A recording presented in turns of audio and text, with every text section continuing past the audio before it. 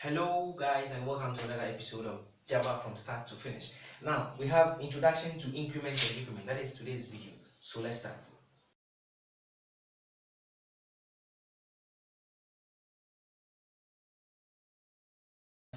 Today's video actually will be talking about increment, that is type 1.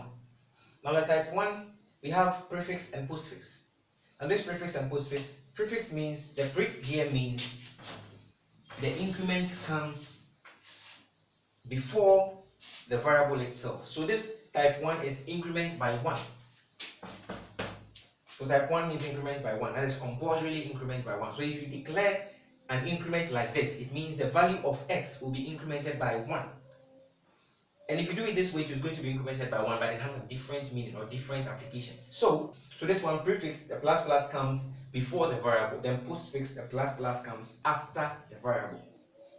So we have a simple code snippet here that we can use to understand that one more. So we have declared a variable x to be 12. Please, I explain how to declare variables or the variable declarations and then a full video on variables. So if you've not watched, I advise that you go and watch. So we've declared an integer variable with the name x, whose value is 12. Now we have here x plus plus. This is postfix increment. So this postfix increment, after this line we have x int y is equal to x. So it means whatever value we have for x after this execution will be assigned to y.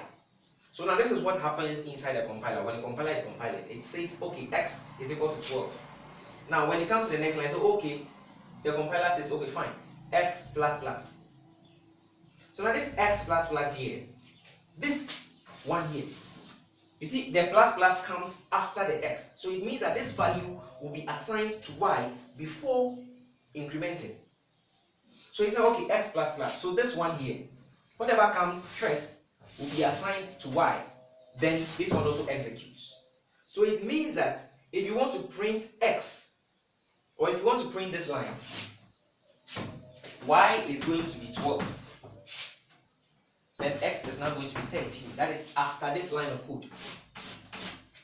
So when x plus plus comes, this x plus plus, the compiler is going to assign whatever value we have for x, which is 12, will be assigned to y, which is y is equal to x. So after that, it will now increment the plus plus 1.